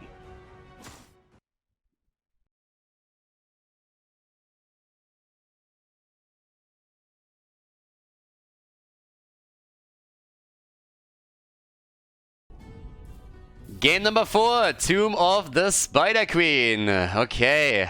Last game was a little bit weird. At first, not really a whole lot that was happening there, only the occasional isolated kill. And then Team Fly just really turned up the heat a little bit. Got a couple of kills, took 3 forts down with 1 objective. And towards the final battle, I honestly looked at it and was like, well, typically you don't really go for the core unless 2 of the keeps are down. But they got 3 or 4 kills out of that. 5-man wiped them in the end even. And went straight up for it. So interesting. Oh, I like that. The Panda ban against Team Fly. Now, again, even if you haven't watched any of the previous series, you obviously by now have figured out that this is a targeted ban against Team Fly and that they've been playing Chen a lot. So now, after we've seen multiple games where Chen got banned in the 3rd position, what they did is they ban him on the 2nd because they are fully aware that there's a very good chance that Team Fly is picking him early to avoid the Panda being banned on the 3rd spot. So I like that little mind game that Team Tsunami just played out here, and they went for Mephisto as the 1st pick. I really like that. Those are these small nuances in drafts that you oftentimes, it's easy to miss, especially if you only watch like an isolated map and not all of them. But that's pretty awesome. So yeah, this is a nice move. Now, is that gonna win them the game? Probably not, but it might make it a bit easier. So let's go. We got Malfurion, we got Tychus as the early picks. And yeah, that's a nice one. Okay. Tychus, Late, and Jojo. That's a good lineup for them. Now, there's a lot that's happened. Stukov on the one side, Tychus on the other. We have the 2 StarCraft characters being divided this time, but having Jojo on this map plus also Stukov, that's really strong. Mephisto, he's been a huge deal throughout the tournament, but especially in the later rounds by the top teams. And I like the draft from both sides so far. Now we only have Malfurion and Tychus for the blue team, but still that's a good opening. But let's see what their tank is going to be. That's for me right now the most interesting thing, honestly. So, yeah. What are we getting with this one? I think there's very likely they're going to ban one of the tanks out now. No, they go for Chromie. Okay, a little bit worried about the range damage apparently with Malfurion's root. Against Mephisto, maybe not all that dumb, honestly. Yeah, Chromie can sometimes be really, really annoying when Mephisto is trying to make some of these plays, so that's good. But yeah, let's go and see what they can pull off. For the blue team, again, I'm interested to see which tank they're gonna play. Love myself a good Diablo, but they need some follow-up. They want to have Malfurion here. Let's just think for a second, maybe even they go for Muradin again. Oh, Schallswiffer. Love it! Awesome! We got the Janitor in the house, and we got Muradin. Finally! I've been complaining the entire tournament about Muradin not being played enough. And now, all of a sudden, towards the final matches in this tournament, they're like, you know what? These Europeans, they're picking Muradin all the time, and they're picking Leo. Let's try and go for those two. So yeah, I really like that. That's pretty awesome. And yes, that is a really good setup with a Stormbolt into Malfurion root. Good damage behind it. Ooh, Diva. Okay. Diva and Vala. Diva to create a bit of space for the two damage dealers. Stukov. Potential follow-ups with the Lurking Arm. I like it. And there's Nazebo. The Witch Doctor is in the house. Tomb of the Spider Queen. Yeah, can also be a long map. Let's see what they can do here. Nazebo is obviously going to stack his baseline to an insane degree if he rotates between the lanes. So this is going to be awesome. Another Nazebo game, Tomb of the Spider Queen. It could be the victory for Team Fly. Let's see what Team Tsunami can do to force Game 5. Game number 4. It's Witch Doctor time. Time for the spiders. On the left side, we got our Leo play together with Muradin. So they go for a very European draft, or at least initially it started out as a European draft. And then they went in with Nazebo. Yeah, and Tsunami, they're playing this with Mephisto. We have Kyoja playing Diva. I feel this is, if I'm not wrong, this is the second time that he plays Diva. He did it once yesterday on Infernal Shrines. We get Vala, Stukov, and at the front, Johanna. Arrow build again, by the way. That's one of the things where the Korean and Chinese teams definitely differ from the way that Vala is played in Europe. Now, in Europe, you will see the occasional arrow build. But the priority or the importance of the arrow build in the Asian meta is a little bit crazy. Because on Tomb of Spider Queen, normally what teams are really doing when you're looking at the Western teams, they're focusing on wave clear. So a multi-shot build is just super dominant.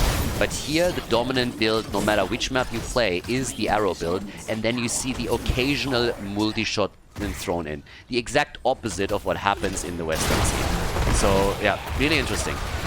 Nazebo should have an easy time stacking, and I honestly, I would have thought that's also true for Jojo, but as it turns out, Jojo went into Zealous Glare. Now, the additional shield charge is kinda nice, helps you also with interrupts, of course, but you miss out on some of the survivability that Laws of Hope could have brought you, especially considering how easy it is to rotate between lanes and get additional globes. So, different style. Surprises me a little bit that we don't see Laws of Hopes. I get the reasoning behind it. You have a Tychus on the other side that you can deal with, and in addition to that, you're obviously also looking at additional interrupts on any kind of turn-in attempt that Team Fly might make. But you lose a lot of survivability, so we'll see how this is going to work out. With Diva and Teamfights being able to create some space, could definitely go well, but we'll see. Now, we get the stacks together for Nazebo. He's slowly working on it. Spell is sitting at the top lane now, with Mephisto going into the missile build again. Yeah, that doesn't really change. And this is the best way to stop the Witch Doctor from stacking. That's exactly how you do it. You come in and you drop him. Pretty much what Team Tsunami is doing now. They say 9 to spiders. No spiders for you. So, for now, We have our level 4 talents kicking in. The rotation between the mid and the top lane is underway as usual. The variation for Nazebo this time is the big Voodoo as his level 4 talent, which is actually, it makes a whole lot of sense for the map. Now, we've seen a lot of full spider focus, but if you're playing on this one in particular, you expect a lot of stacks to come together for your baseline. Vile Infection, once level 20 is hit, is a must here. If you don't manage to get this many stacks, you're doing definitely something wrong. So for now, Neil Peasants is in. Oh, Hero! Hero nearly dying. Kyoja completely unimpressed, didn't care about any of this and instead turned his gems in. Now we have 20 for the red team and 13 on the blue team side. All the way towards the top, the rotation still continues. And Nazebo, after 3 minutes, is sitting at 40 stacks and nearly a completed level 1 talent. Vala, obviously, as well as Mephisto, are still attempting to stack as best they can to get the additional damage out. With the arrow build, you're going for the repeating arrow too. And he's already resetting that very quickly here. I want to see how much damage he can do in the later stage of the game. But for now, it's just both teams hoping to get an easy first kill by ganking up on someone, getting the first turn in, and yeah, just making sure that they have those gems. And the blue team is doing a little bit better. Team Fly has already delivered 33 gems. So that saves those. And of course, all eyes are still on Nazebo. It's not even the early game that you have to win. You just want to survive, and then Nazebo can help you in the late game. But they are doing very well in these fights already. I say that and Tychus dies. So they were dropping Stukov low, but Tychus dies, went in a bit too deep. And those are, of course, the things that you want to avoid. Again, you don't need to win the early game fights if you have a composition that is supposed to scale into the late game. You obviously are always going to do your best and you don't want to play too passive, but you don't need to always force. And in this case, they went a bit too deep. But yeah, here we go. The turn-in attempt with Hyde delivering 12. That puts them to 40. The brawl is still ongoing and the level 7 talents are now ready, with more spiders coming in right here. Trading the additional spider is huge, so you have a lot more damage output from him at this point. Yeah, and the Skullcracker is also in play. Nice zombie wall. Can they maybe get a Stormbolt follow-up? Doesn't seem like it. And yeah, he's in trouble and he's down. Muradin is dead. And this game is going much, much better now. Every minute for, oh my god. 2 down, 3 down, everybody. Couldn't go much better for Team Tsunami. This is exactly how you want to play this game. You want to snowball it, you want to be aggressive, you want to make sure that there's a huge amount of momentum building up for yourself. Because if your opponent hits the late game, then you are potentially in trouble because of that Nazebo. And I gotta admit that I'm a little bit disappointed by the way that Team Fly is currently playing this, because they are taking a lot of risks that they don't need to take. You want to play on par with your opponent, but again, time is working generally in your favor. So they are now 1.5 levels behind, and they're giving Team Tsunami an opportunity to not only take early structures down, but to really snowball the shit out of them now. We got the Frost Shot on level 7. Nazebo died as well. In total, we have 5 kills to 0. There's a bit of bot lane damage done now too. Diva nearly dropping Lockdown, who holds 12 gems. That is pretty much the majority of the gems that we now have in possession on the blue team side. But the wall is down, the fountain is gone, and the fort gets attacked too. At the top lane we see a similar picture. They haven't dropped the fort yet, but all of them are slowly falling. Yeah, and look at that, a bit of a European variation on the ult for Mephisto as well. We got the Durance of Hate in for once. The entire time is what consume souls, consume souls, consume souls. This time, none of that. Nope, you're going into the Durance of Hate, but they couldn't follow up with that kill.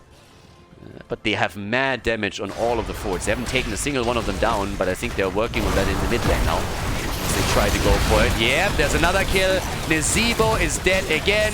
So is Muradin. Both of them fall. And the fort gets also dropped. With the level 10 abilities, they don't need to hesitate. They can make the quick plays. And they're even going for the boss now. Here's another look at this one. So yeah, they moved in. Muradin jumped out and they somehow thought they were safe. They were blocking each other as they were attempting to move past the fort. And then it's a double kill, 7 kills to 0. And it hurts, of course, even more because one of the heroes that got killed is again Nazebo. That's the 3rd time, I think, that he went down. So he is missing out on time where he could potentially get more stacks for the baseline. They are really suffering. 1 fort down, the top fort is going to fall to the boss. The blue team is getting a Web Weaver wave, but they're not gonna get a lot out of it. At least I wouldn't expect them to. Ravenous Spirit gets claimed. Muradin a Skullcracker. So, yeah. Muradin with a Stormbolt. Skullcracker is in for him. Thankfully for Nazeebo, that doesn't really make a difference because they're on the same team. That always helps. Leo at the bottom of the map is a bit far out, and in lockdown, I don't think he's gonna make it here. He thought he was safe because of his... what are they... honestly, like, what's going on here? They are just blanking. There's so many individual mistakes that are being made now that I don't know if it's a communication problem, that just nobody told Leo that they were rotating back down, or that he really thought he's safe with a Wraith Walk. But that's one of the easiest kills, and that's more gems lost, of course. Kyoja is easily boosting out here, but now we have 8 kills to 0, level 13 to level 11. The Web Weavers didn't do anything, and this is just spiraling out of control quickly. 25 gems in the hands of Team Fly now. That's next to nothing compared to... that's 50 gems less, roughly, than what we are seeing from Team Tsunami in total. So things are not looking really too good on this. What might save them the game is still Nazeebo. If they can just simply hold on to their keeps and get Nazeebo stacked into 20, there's a chance they're bringing this back. But currently they're doing whatever they can to ensure that they are losing game number 4 and have to fight on a 5th map. So this is not really looking too great. Vala with the stacks now. They're ganking up on Leo once again. And Lockdown is once more very, very deep and is once more gonna die. So yeah, Leo activates his trait once again. There it is, the trait activation. Well, hello, 10 hit points. Well, goes for the ult. The cooldown is so low that it's not going to make a difference. I don't really know why that was necessary to drop that as well. Maybe he was sure it's just wanted to express his frustration and go Arr! But yeah, by the time that he's back, he's still going to have this ult down for another 20-30 seconds. So I'm not sure why exactly would use the ult there. You know you're going to fall. But this is brutal. This is a beatdown. I don't know what happened to Team Fly between game number 3 and game number 4. If somehow they just went AFK and their little sisters took over or something like that. Their siblings.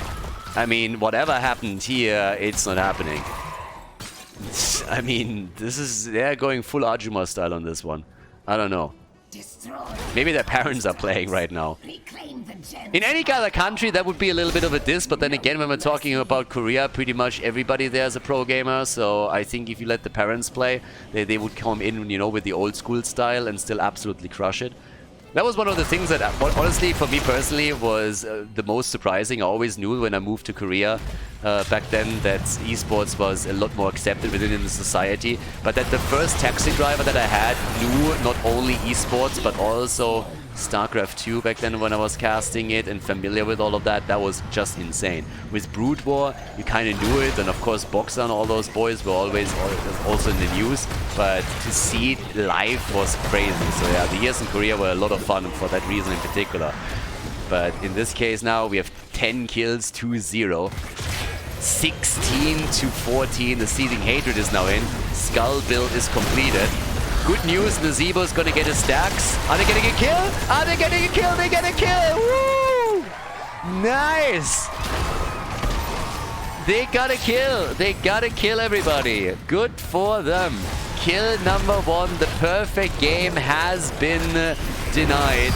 And, well, at this point, they're going for potential second one. They go for a hero. The spiders, they're nibbling, and they don't do enough damage. Oh, that skull! The double kill! Mephisto with a double kill. 1 skull, 2 kills. Yeah, talking about killing 2 heroes with 1 skull. So now they killed 4 in total, but of course we're going to take another look at the last hit. Check this one out. They try to go for Vala, they line up, and then BAM! In your face. Mephisto gets the 2 kills. 14 to 1. Now they go for the bot lane again. Nazeebo, he will have his stacks, but I'm not sure if he's ever going to make it to level 20 to really use them. But holy macaroni, baby. 13 kills ahead. They have another turn in available. They're already activating the boss. They want it all. And why wouldn't they? Of course they want it all. At that point, yeah, you want to go for it. You wouldn't just absolutely pack every punch. I said it before and I say it again. If you are in a game like this, you know your opponent is scaling late game. You want to apply the early pressure, get the advantage, snowball it, and crush the opponent. Do you guys remember when after release we had for a long time Asmodan being absolutely all-powerful on Tomb of the Spider Queen? Every team and their mother was playing Asmodan here, and you knew that if you don't end the game early, he is going to kill you in the late game. That's exactly what we're seeing here. They rush it, they come in swinging, and they take them down. They are up at the top, they're starting to take down the keep, and that is the first one to fall, with the second one in the mid lane likely gonna get dropped too. They might end the game here, and I think they should. If they don't end the game, then at least take another keep or two down, but with the boss being on nearly 100% health, there we go. I mean, rumor has it that the parents of Team Tsunami were just simply watching the last game and they were saying, okay, kids, listen, this is too embarrassing. Let us take over on the keyboard for just a second. We're gonna show you how it's done. Because this is just not happening. You are a disgrace to the family. We need to make this right. And indeed they do. 15 kills to 1. Holy shit. What a beatdown. What a smackdown in game number 4. We're going the full distance, everybody. Kills are coming in one after another. And we are headed to game 5 as Team Tsunami crushes Team Fly.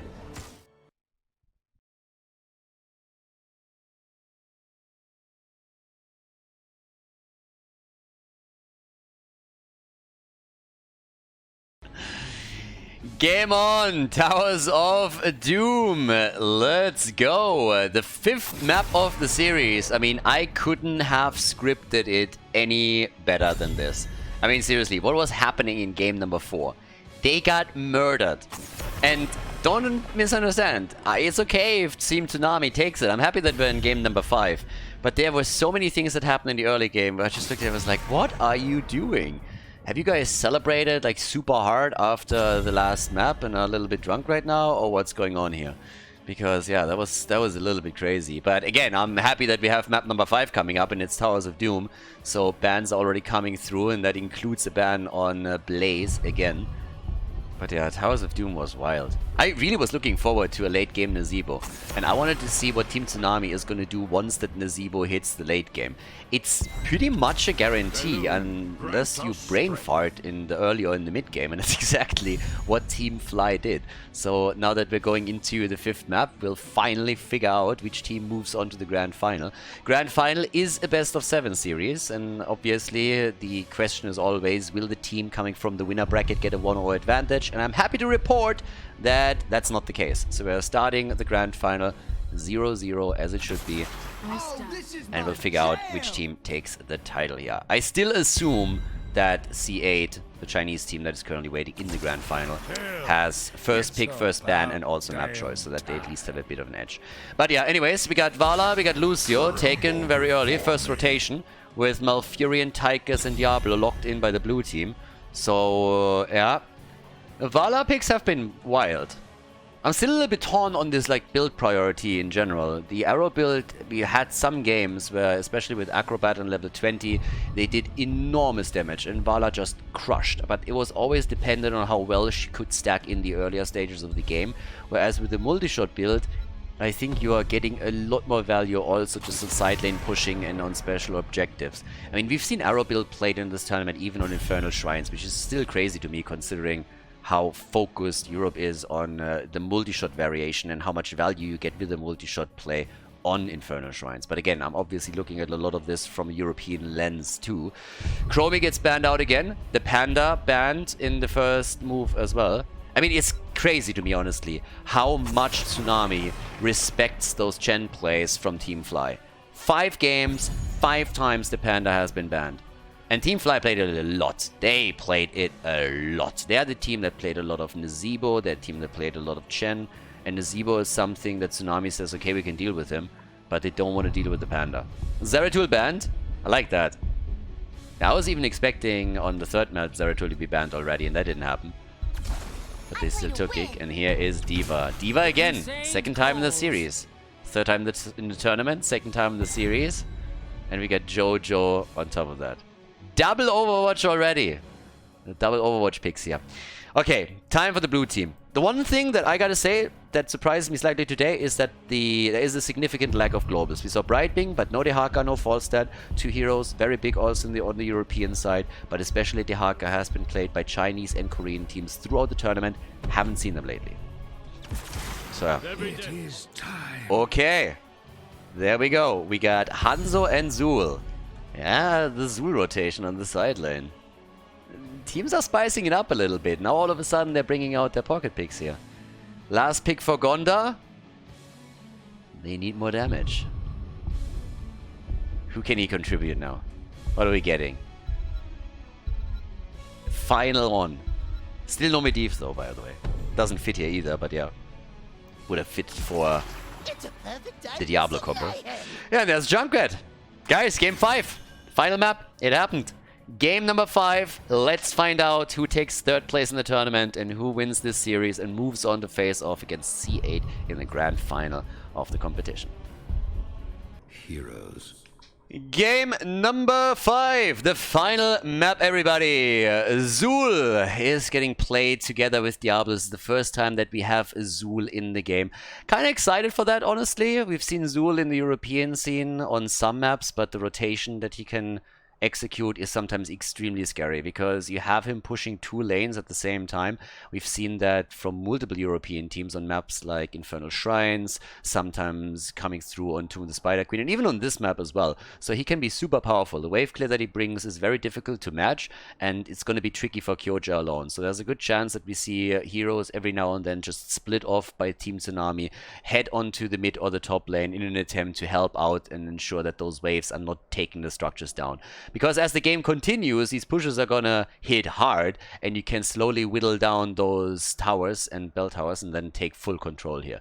We got Diablo for the main tank. We also have Tychus and Hanzo now playing this out on the damage side. There's a bit of an interrupt potential from both of them with the grenade or the scatter shot whenever someone is trying to channel the altar. Malfurion can do that with Moonfire too. And Hanzo's arrow plus Diablo with a potential apocalypse, of course, offer a combo that we've seen in the past, but then again, roughly the same amount of players where the players don't even worry about it and just go for Lightning Breath or whatnot. On the red team side, Team Tsunami, we have them with Johanna as the main tank here. Kyoja, he really likes his Diva. They were successful on the previous map with her.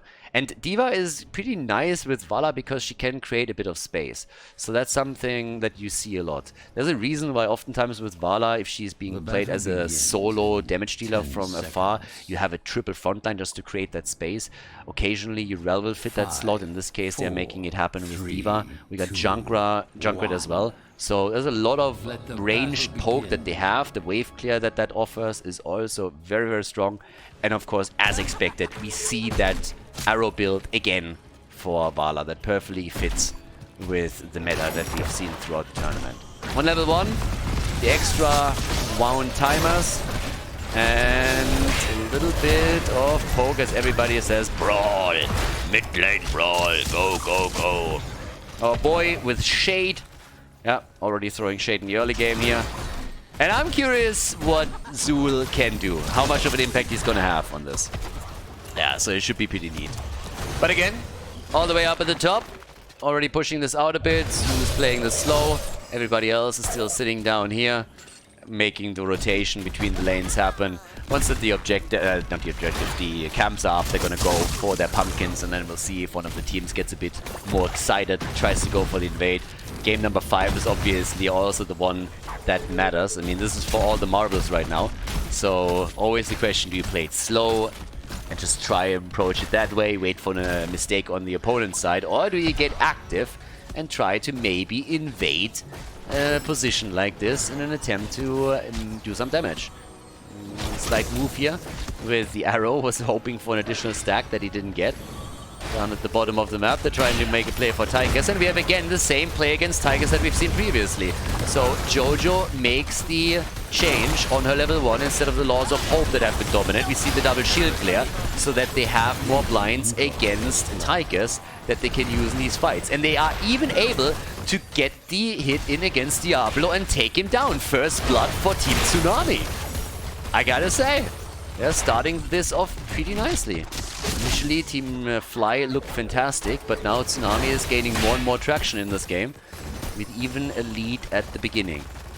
But yes, so the double shield glare for interrupts on the altar channel and against Tigers is once again in play. Zul up at the top, he moved straight into the Jailers as his level 4 talent.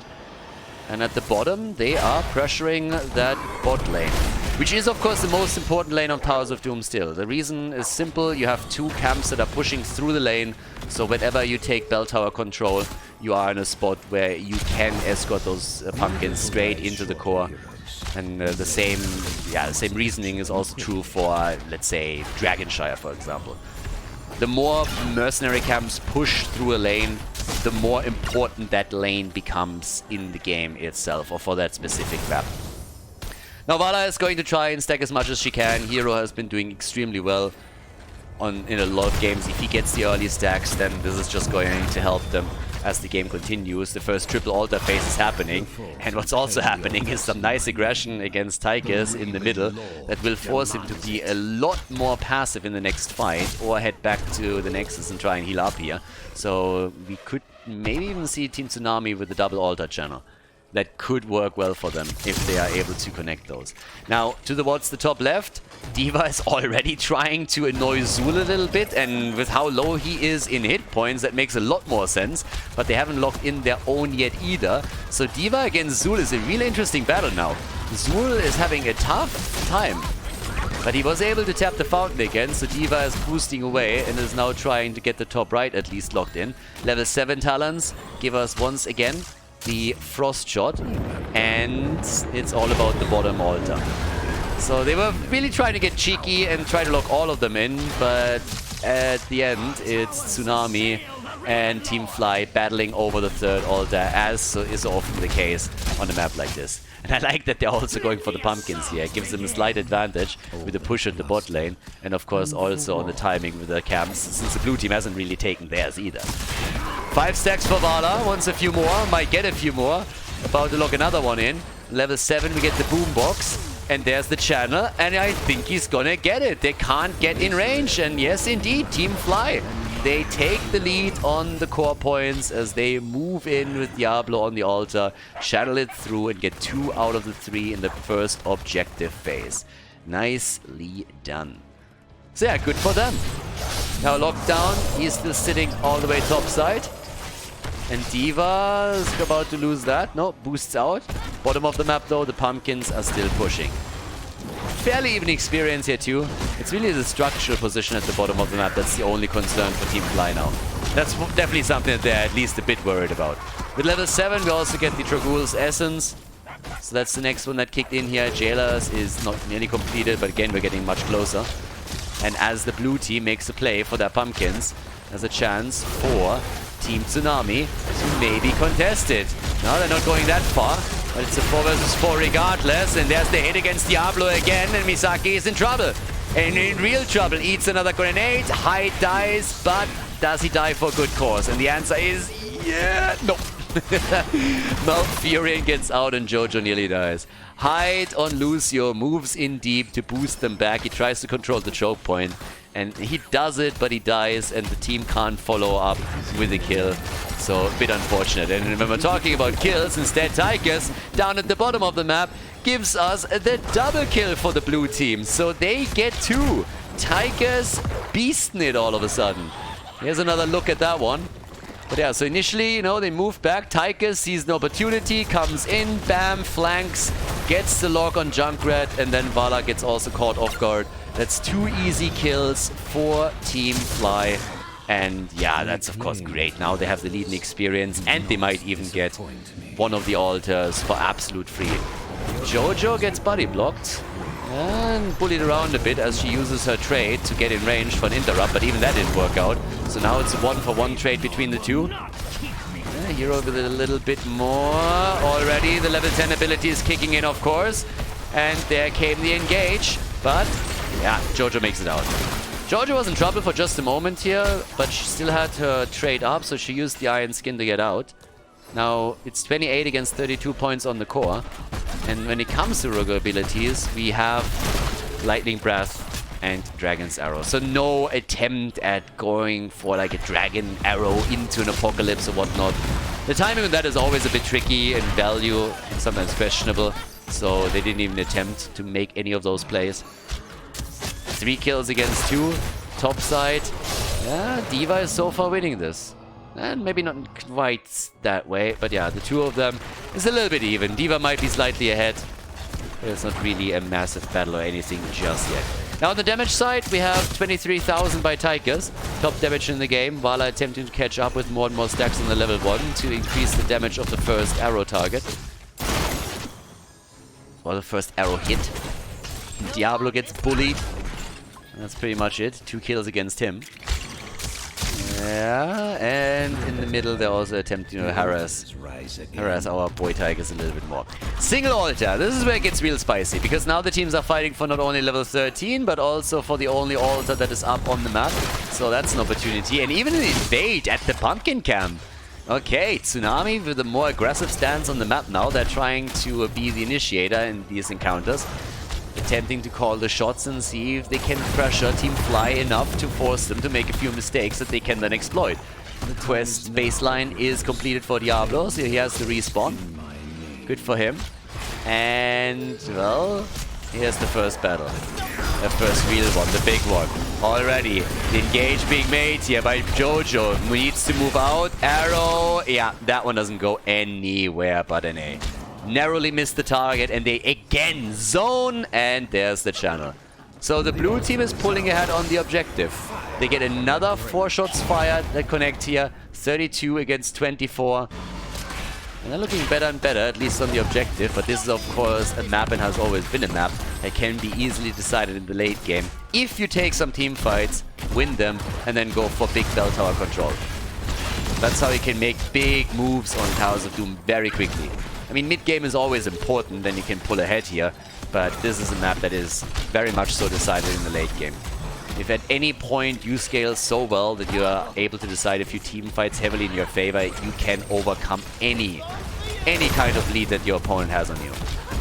So red team is by no means out of this. Yeah, Rip Tire even. Okay, I don't really think they're going to get anything out of that. Nope.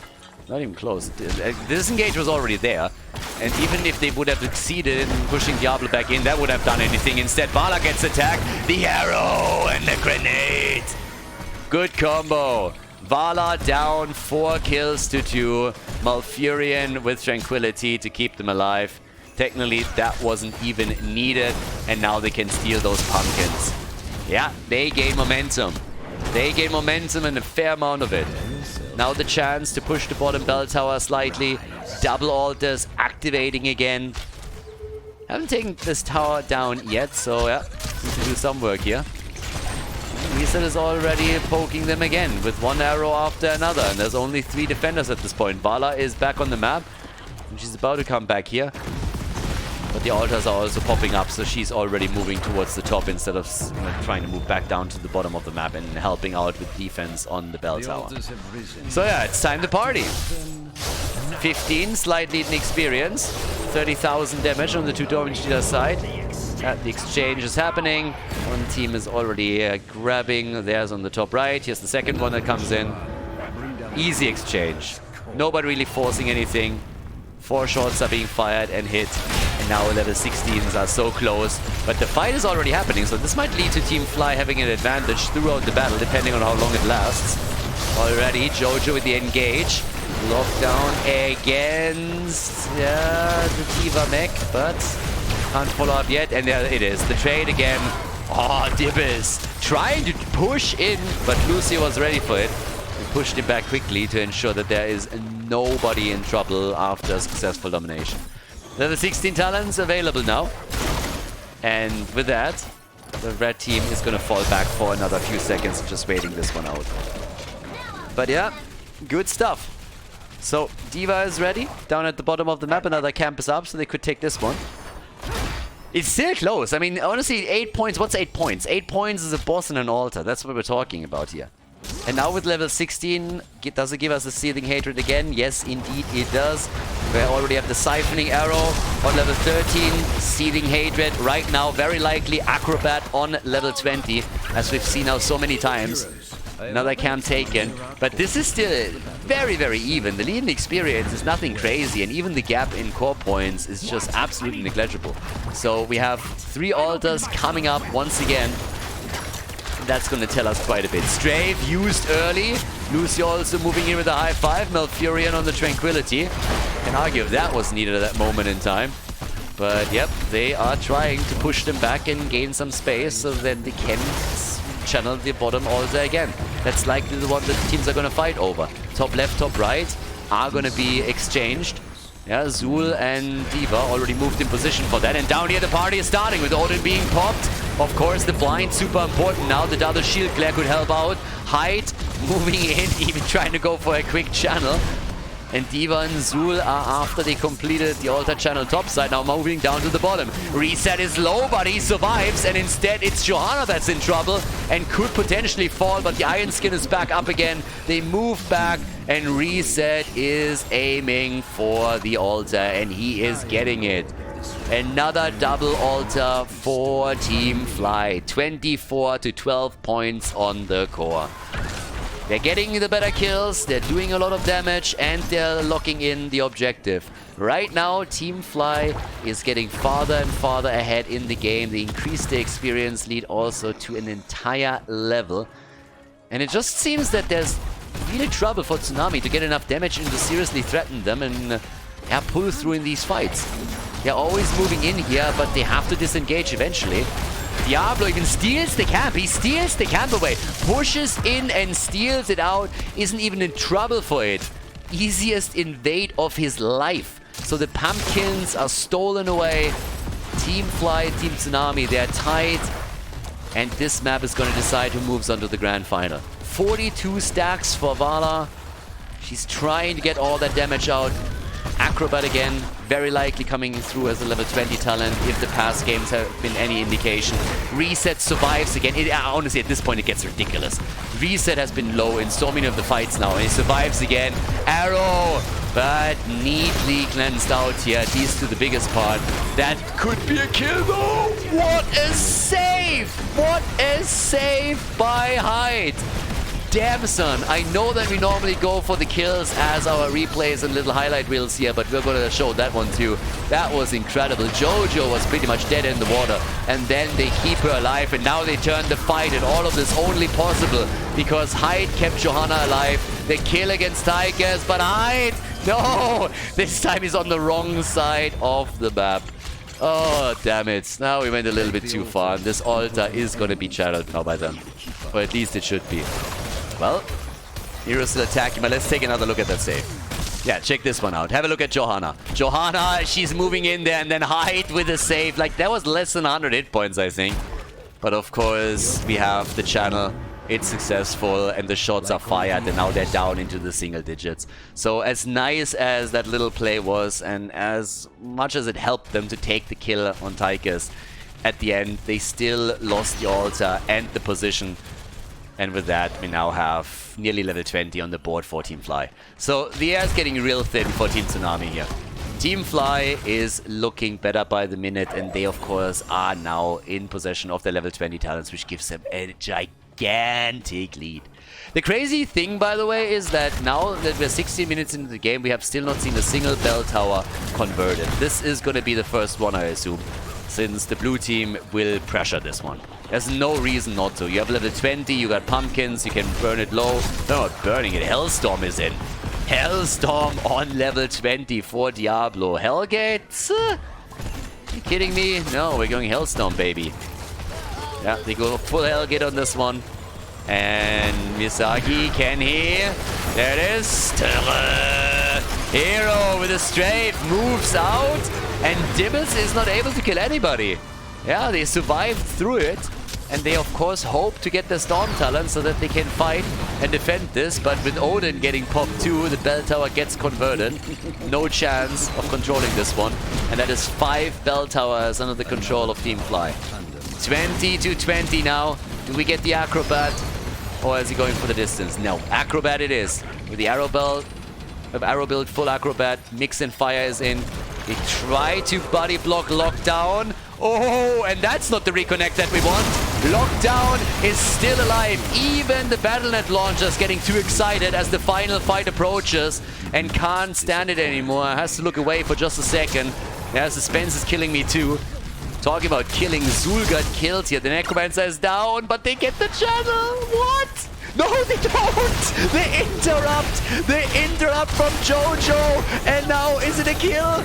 Yes, it is. Diablo is dead. Jojo, frame perfect interrupt on Malfurion's channel. And now the double kill. Down goes Diablo. Down goes Hanzo. 6 kills to 6. Only 3 shots fired, but they are alive to fight another day. Wow.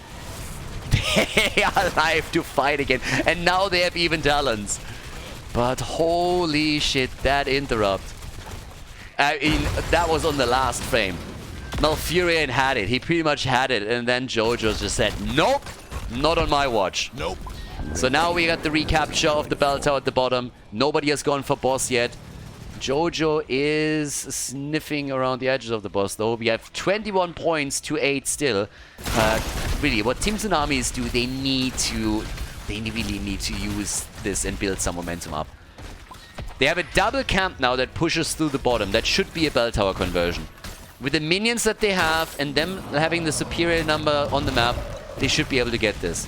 If they get the kill against Lockdown, then that's a staggered death that the blue team cannot afford.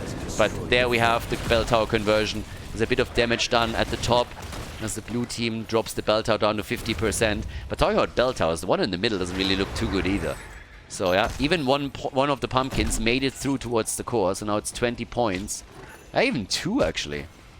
More than that. No, sorry, it was 1. There were 21 because of the 3 points. So yeah, either way. So we have 20 against 18 now. 1 altar at the bottom of the map. And they are sitting at the top, trying to trap a bit around the boss, obviously threatening this the entire time. Since Tsunami is so low in core points, they can't afford for the boss to end up in the hands of Team Fly. And here comes the engage again. Here comes the Hellstorm, and Diablo is dead.